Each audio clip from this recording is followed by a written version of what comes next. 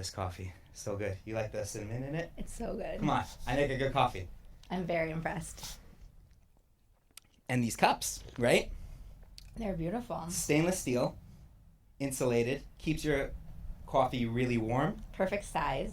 In the summer, I was putting really cold drinks in it, I'd grind up some ice and put a little lemonada and mint. Yeah. It's delicious. I loved it.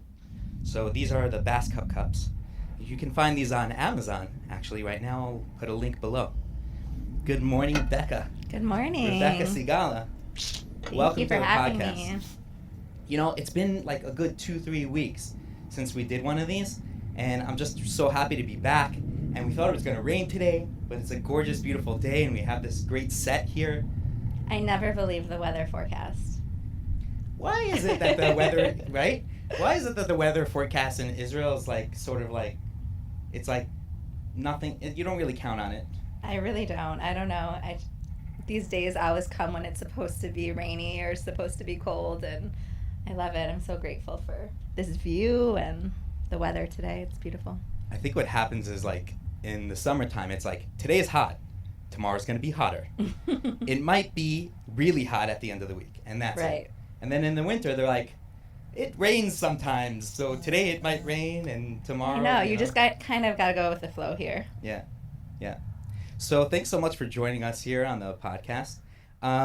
Let's start from the beginning, Becca. You came to Israel at what age? I was 18, right out of high school.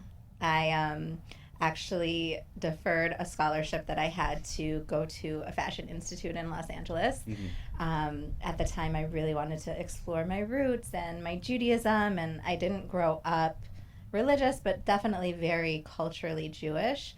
And I'd kind of gotten into learning a little bit Torah, and I wanted to experience Israel from a spiritual perspective. Mm-hmm. And so I deferred my scholarship for a year and said I was going to come to Israel. Wow.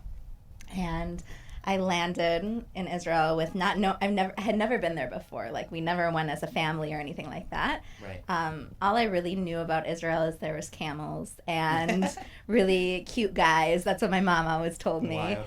And I was excited about it because obviously it was a huge part of my upbringing and my identity, but I didn't know much about it. And I ended up in Beit Shemesh in a seminary there, and that didn't work out. Actually got kicked out after a few weeks. Yeah. And I was introduced to this seminary in Sfat. Someone was like, "Oh, you're a spiritual person. You should go to Sfat." And I remember driving up to Sfat, going on the bus in the middle of the night and walking out to this kind of eerie and creepy vibe because, sure. Sfat's it is very mystical and holy and kind of isolated from the rest of the world. Mm-hmm. And being where the hell am I? But then once I stayed there a few days, I really felt like I had found my place, and I was really connected to Sfat and loved it and spent the year there. It must have been wild, coming to Israel and then spending the year in Sfat, because it's probably one of the highest places both physically over there and also just spiritually. It's like jumping right into it. Yeah, totally. And it was the school that I went to was very focused on Chassidut and all of these very spiritual aspects of Torah, right. Which I really loved. And I just remember taking these long walks in the beautiful mountain of Sfat and through the art galleries and going to bonfires and really just taking myself out of anything that I'd ever known before. So it was a really beautiful time where I was able to really reflect on myself and my life and what I wanted. Mm-hmm. And I actually met my now husband in Sfat. And shout out to Shua. Shout out to Shua. Good man. Yeah, totally. Got very lucky. And I remember that year I called up my dad. I was 18 at the time, and I go, "Dad, I think I'm going to get married." And he's like, "No, you're not. Come home." Thank God it worked out. He met Shua. He loves him. But it was a little crazy. Like, I kind of jumped into this religious lifestyle right away. I really saw a lot of beauty in it. I didn't actually think I was going to make Aliyah. I think that was more at the time like me being like in love and just wanting to start a family with my now husband. And he had always grown up that like Israel was his place, and he was worried about even starting to date me. Wow. Because that was what he wanted to do. Like that was his goal. He came also, and he just stayed. He also came at 17 or 18? Yeah, he came at 18. He went to Machon Lev, and then he went to the Hesder, the American program in Sfat, and really just that it was it for him like right away. And so when he will do that to you, totally, I guess so. Kind of like brainwashes you in some ways good, some ways not as good. But yeah, like he loved it so much, and so I remember like him going through a friend saying, I don't know if she wants to move to Israel, and I was like, it's fine, I'll move to Israel.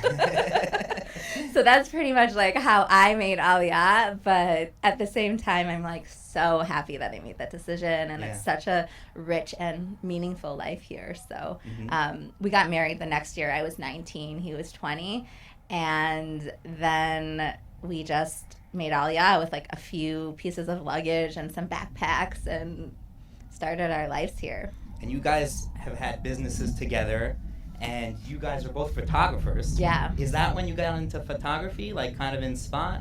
So if you like look back on Shua's like childhood pictures, you'll see him with a camera all the time. Like that was his story. He's always loved taking pictures. He's still using that same camera. I see him with right?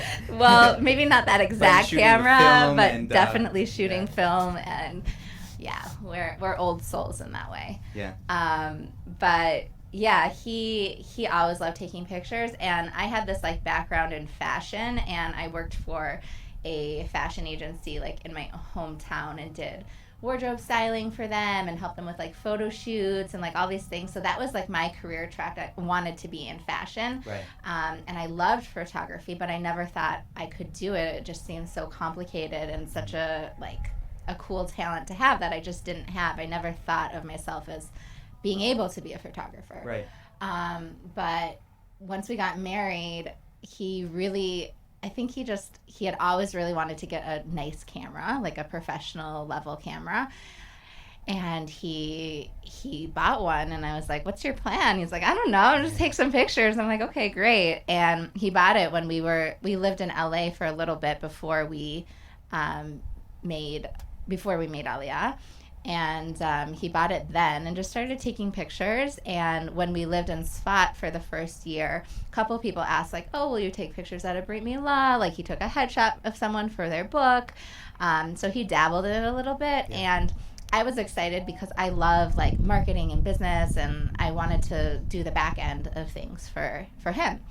And also because he was building his portfolio, I thought it would be really fun to do a few shoots where I would organize the models and the hair and makeup and like all this fun stuff. And so we did that, and we kind of flew with it together. And as he started growing in his like talent and in his business, I think I started realizing how much deeper photography could be, and that it was really like storytelling. And as much as I loved looking at his pictures, I was like, like I want a voice in this. Like I want to be able to tell my perspective in the same way through photography. And so he started teaching me things, and shortly after that, I think he had an assistant for weddings at first, and then I would come on as like a third person. We had like another camera, and I would come on as a third person. So like if I totally messed up, it would be okay. Oh wow. Yeah. What a unique perspective. So then is that kind of like the arena where you're able to like kind of find more art in it? Because if you're like a wedding photographer, it's your gig, right? And I'm sure you're of course you're taking beautiful shots and trying to, but as the third person, You must have had a unique situation there where you can like try I didn't anything. feel like I had so much pressure. Yeah. And I could just like try anything. I mean, also the thing about wedding photography is it's all kind of photography in one day. Wow. You know, it's product photography, Right. it's documentary photography, it's street photography, Like it's headshots and portraits, portraits, it's right. everything. Wow, I never thought of it like that. It's Yeah, true. it really is everything. So it gives you such a good, I guess, taste of everything. And I Yeah. started realizing that I love detail shots, and I also love like the preparations when I was able to really connect with the bride and she was getting her hair and makeup done, and Yeah. then we would go out and do portraits of her. That was by far my favorite part. And by the end of the wedding, I was like, I am out of here. I don't want to do any more Simpa dancing, you know? Yeah. And Shua, he could go with the flow and go forever. Yeah. So it's really more his thing. But yeah, anyways, we eventually, after I felt comfortable enough to be his assistant, then we did weddings together, and it was Wow. really incredible. And I Husband learned and a wife lot. duo. Yeah, I really learned a lot from it. But like I said, I don't think it was like totally my passion. Right. And like what was beneficial about it is like we had a similar kind of eye. We have a similar kind of style. It's different, but we really get each other. And like he could look at me from across the room, and I knew exactly what he wanted me to do or what he needed. And I was literally about to ask you, like, what's it like, working together with your husband in maybe sometimes a high pressure scenario? yeah, I think it was totally amazing most of the time. I mean, it's hard. Like, it's your partner, Sure. and you spend all day and all night with them. So then switching over to this, like, professional relationship Business that you have kind to of. have, it can be difficult sometimes. Yeah. But I think we, over the years, we really, like, worked out those kinks. And I think it was really about, like, communicating with each other and also having our own roles in the business. Like, Mhm. okay, you do this and I do this. Right. And then It's kind of like at home too. yeah, exactly. Exactly. And then once I started doing boudoir photography, then that was really, I think, healthy for the both of us, because I had my own projects. Right. And he would also have his own separate portrait projects, and then we would just do weddings together, like, Right. once in a while. So I think that was really good for us too. That's really unique. And you guys eventually made your way straight to Frat from Savant. How did that play out? So once he started dabbling into photography a little bit, we knew that we wanted to start the business, and there wasn't really much opportunity to do that in Spot. And Yeah. dogs. Dog. We got one here. Gotta love him. We got one over here. They're great. Gotta love that. No, he wants to be part of the show, and he will be. Yeah, We're gonna do yeah. one specific interview. He just needs for like a Tardo. whole photo shoot for it too. Dogs of a frat. Well, maybe you know someone who can help me with that. Maybe. So wait, okay, so we Yeah. So Spot. yeah, Spot didn't really have so much opportunity like to start a business. Right.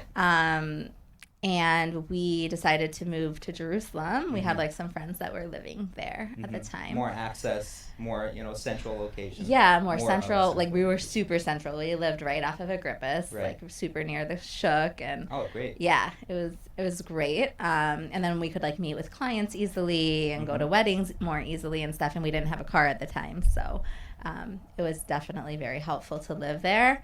But as much as I thought that I was a city girl and loved the hustle and bustle, I think I really did want like a suburban Mhm. neighborhood and a community and all of that. And I'm from Minnesota originally, so that's Right. very different than being in a big city or Sure. even being in Israel.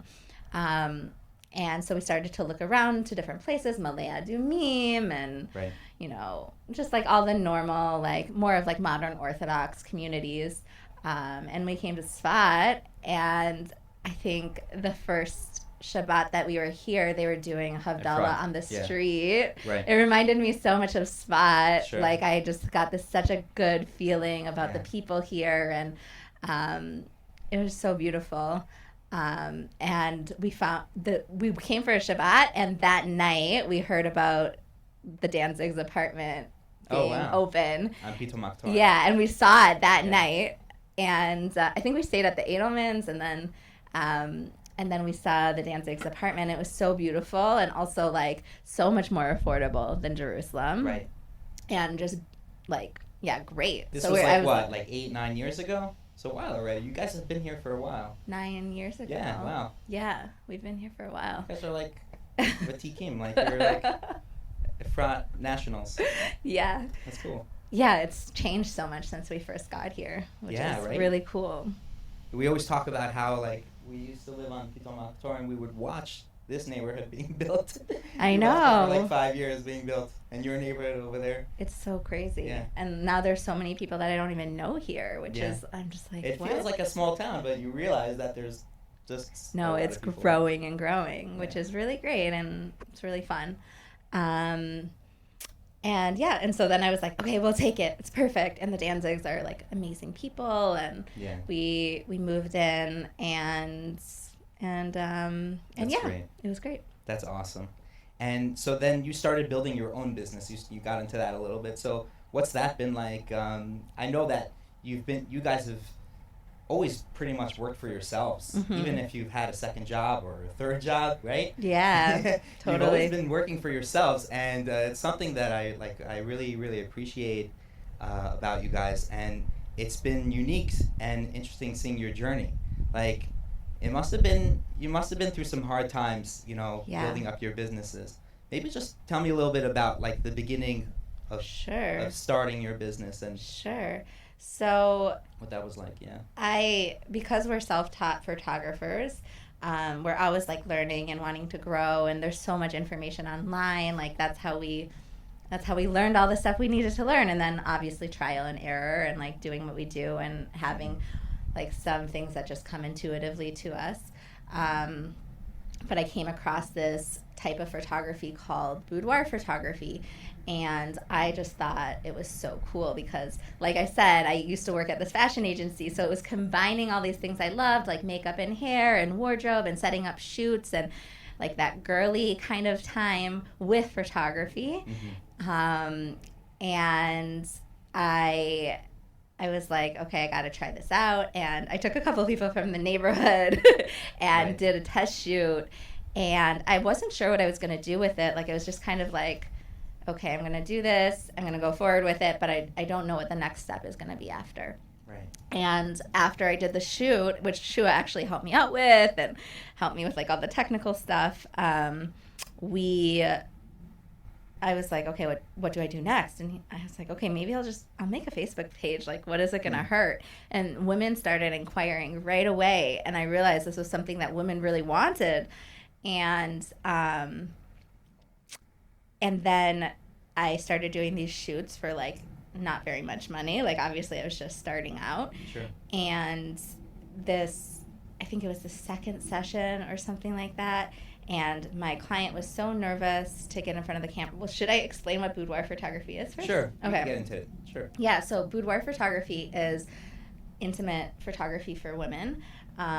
It is generally in lingerie or artistic nudity, and it's for everyday women. It's not for models or photo shoots for magazines or anything like that. It's just for Right. women for their own personal use. Right. And so when I went to this client, the second client, she was so nervous about it, and she's like, okay, maybe I'll just like do some like fun glamour shots and clothed in the forest or something like that. And then by the end of the shoot, she was so comfortable with me, and it ended up being a boudoir shoot, and she felt like she could really connect to her body and feel comfortable in her skin.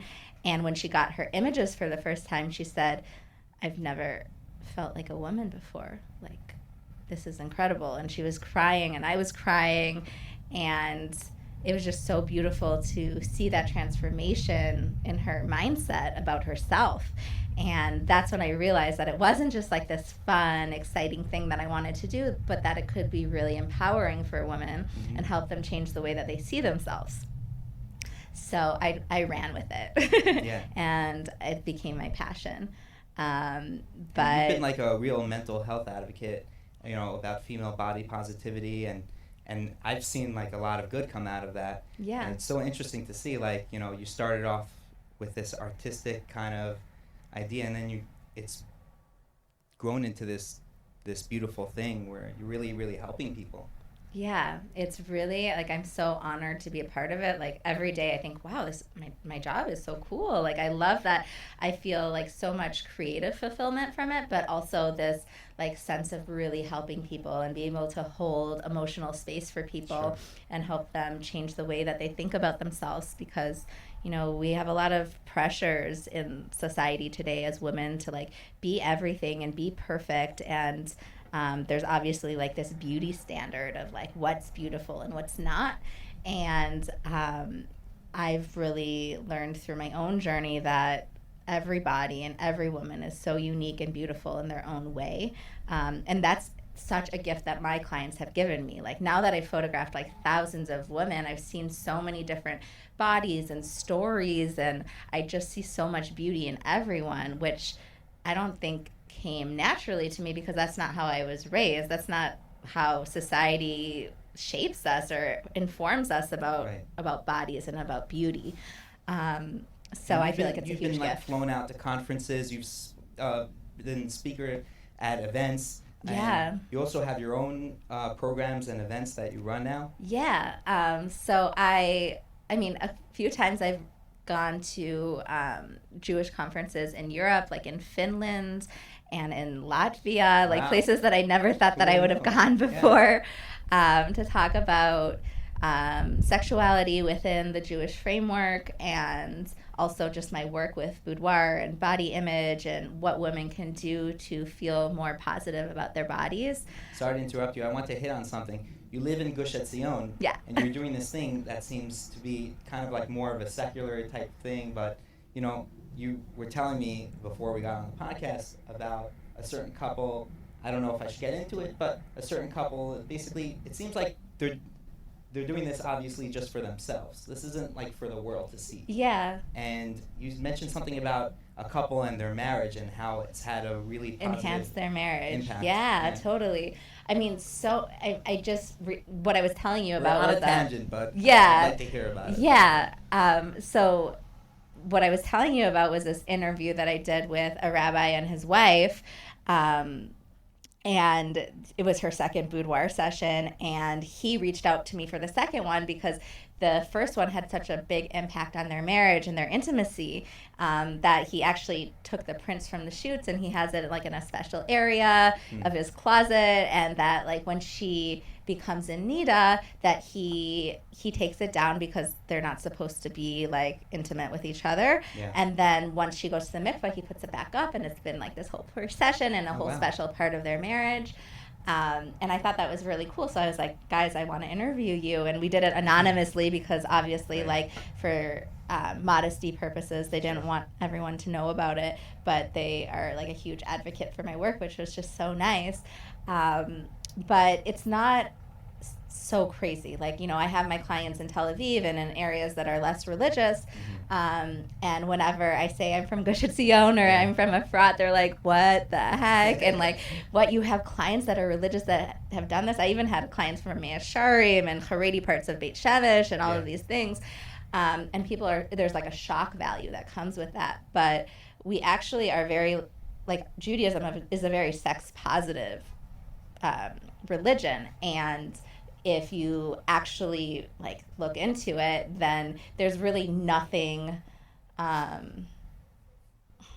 I mean, if it's a modest thing, right? Yeah, if it's just for themselves and it's a private experience, most people don't really feel like there's a conflict of their values or their morals. Right. But I mean, in the beginning, I did have backlash, like especially like just being in a religious community. And I got phone calls and like would walk down the street and I would hear people whispering about me and stuff like that. Right. But I think that as time has gone on and I've become such a strong advocate for women and seen how it's like changed so many women's lives, that I'm just so confident in it that I don't really get that backlash anymore. Right. And if people are talking about it, I have no idea. Right. And, like, I think the world is not so black and white anymore. There's so much gray, and I think a lot of religious people realize that too, and that sometimes things that may not seem so traditional or conventional can be really helpful and important in their lives. Right. And they keep it for themselves, and they do it in a modest way. Yeah. And they're not like putting it all out on the internet, on Yeah. Instagram and Yeah. TikToking. And Yeah, sometimes people are like, I really want to do a Yeah. boudoir shoot, but I don't want to share them. Like, they think that's part of Right. my whole Right. process. Which is a little awkward. Yeah, and I'm like, no, like, you don't, everything's 100% confidential. Like, I take it as, like, you know, the confidentiality that a therapist would have with their client. Like, Right. I don't even tell people who I photographed, Right. because I think that that's part of women empowerment, is giving women a safe place to really be themselves and be in control of their environment You can and do their whatever they want sexuality. with it. Yeah, exactly. This is for them. And, you know, I'm not like some creepy male photographer that's like not that all male photographers are creepy, but just in I that definitely, situation might not be as comfortable, Yeah, it might you not know? be as comfortable, but there are some creepy, like I had my own experience in high school like that, where there was like kind of a sleazy photographer that wanted this and that. And I think that now it's the time when women are like reclaiming themselves and their sexuality like for themselves, and most of the time these women are doing the sessions really for themselves, and like it Right. sometimes is like a bonus for their husband or an anniversary or a birthday present, but a lot of women really want to explore different sides of themselves, and it's so cool to see them do it for Right. just for themselves. And you mentioned you have clients in Tel Aviv. You're traveling, so you live in Efrat, and somehow you're still able to work in the center of the country Yeah. and get around, you know, to go all these places. What's it been like, you know, running a business where you're kind of like all over the country? Are you driving? Yeah, I'm places? driving. I got Yeah. my podcasts, Wow. which I love. Yeah. I love it. I was just saying, I drove with my makeup artist to Caesarea yesterday, Yeah. and it makes me so grateful to live in this country. Yeah. Like I was telling her that I like the convenience of like I have my home studio and people come to me sometimes, but sometimes people want me to go to them, and I love doing it once in a while because I really get to like see the beauty of this country, and there's just so much freaking beauty here, and I love being able to be grateful for it. Especially like right now, like it's rained a little bit. We've had a couple good hard rains, and if you're looking at the hills behind us, like everything's kind of turning green, and it's getting like really lush and beautiful. Yeah. And it's like a really beautiful time. Usually winter, you think, you know, of like dreary thoughts or whatever, but even with overcast and a little bit of rain, it's really beautiful here, So especially beautiful. in the hills. And I look out my window and I never expected that I would have that kind of view. Like Right. I lived in like suburban Minnesota where Right. it's like all farmland, and there's definitely beautiful parts of Minnesota, but nothing like this. They're And- probably buried in snow right now. Yes, totally. Oh my gosh. It's so cold there. We had like 3 days of winter so far. I'm wearing Yeah. a sweater. I don't necessarily need Yeah. to be wearing a sweater I right know. now. It's not that hot. I know. Yeah. It's so nice. So wild. So like, have you guys acclimated well to Efrat? I mean, your children kind of grew up here, right? They've been, you know, they grew up here from a very young age. Yeah. How's that worked out for them? Are they happy here? Yeah, they're so happy here. Like that's I think one of the main reasons why we stayed. Like I mean, my husband loves living in the Gush, and you know, just that's a huge important value for him, to be here and like be in the land and Sure. all of that. And I came here, I think, more for like the community aspect of it and the convenience aspect of it. But they love it. Like whenever I say, "Oh, what if we move somewhere else?" My kids are like, "No, but we're gonna be away from our friends." And Yeah. like, you know, like our group of friends, and they've really become like family, and it's so special. I think that there's really nothing that's more important than that, is having like people in your life that you can be there for, and they support you, and just like, I don't know, it's so special here. It seems like a recurring theme. Everyone I speak to talk about. I'm sure there are families here who have much family, cousins Yeah. and whatnot, but people talk about community and their friends here as well, like as if they're family. I Yeah, think it's a really beautiful thing. it It is. might be a small town thing. It might just be Efrat itself. I think, yeah, I'm not sure because I've never really lived anywhere else, but Yeah. I always feel like people have my back. Like whether like it's just about, picking someone up from daycare or something like that, Yeah. or like I'm sick and someone brings over chicken soup, or Yeah. after I gave birth, I had meals for like 3 weeks. Like that's insane. Like, Wow. but beautiful Yeah, I love it when meals. that happens. It's a meal train, and you're like eating for a month after. It's You know, amazing. you don't have to worry about making dinner for a long Totally time. amazing. It's And there's beautiful. also like chesed organizations, and like, being an entrepreneur, we've also been through some difficult times, and they've also been there for us. Yeah. And it's so wonderful. We'll just show up, right? Yeah. Yeah, that's so great. That's so great. So, like, going back to your business, like, what are some of the things you've done in this crazy Corona time to stay busy and to keep pushing forward? Many people have gotten really, really innovative, and I've seen, I don't follow everything that you've been doing, but I noticed recently you have this course that you've been running. Yeah. Well, when the first lockdown happened, I was like, what am I going to do? Like, my job is obsolete. Like, I Right. can't If go you anywhere. Can't see people. Yeah. And take pictures of them. Yeah. And then I was, I have like this photography community online, and I started seeing people who are doing like Zoom and FaceTime sessions, and I thought that was nuts. I was like, what? Right. Like, that's not even what I do. Right. Like, how could I give my clients value with that? But I actually wanted to try it out, so I called my sister and like, Davina, we're doing a boudoir session. I'm like, go get some makeup on, let's do this. And I actually, through FaceTime, it's so cool because you can take a picture on FaceTime, and it takes a picture through their phone. Oh, wow. Yeah, and then it saves to my phone. So I was taking pictures of her. I was telling her how to pose, where to stand, taking pictures of her, and then collecting them on my phone and then editing them after and sending them to her. And it's obviously not the same as what I do with like a whole experience that I give people, but it was giving, I started offering it, and it was giving people like a sense of confidence, or reason to like, dress up a little bit, feel good about themselves. Especially this time when we were in our pajamas for 4 months straight. Most people were like, oh, this is the first time like I put on anything or put on makeup at all for weeks. And that was really fun. So I started doing that. And then I had been wanting to like invest more in my business, like my boudoir business specifically. And I hired a business coach like in June. And that really has been a game changer for me, really helping me with my mindset around my business, and basically money therapy and like just really figuring out how I can help the most women and do what I want to do in the world and support my family and everything, all the good stuff. And we kind of came up with this idea that I was going to do a virtual body positivity course. That's what I'm passionate about. I'm passionate about women feeling good about their bodies at all different stages of their lives, because our bodies change. That's what I've been doing. All these years. And there's so many, boudoir photography, I see it as a tool, but not the only tool. There's so many things that we can do to feel better about ourselves and our bodies and get connected to who we are on a deep level.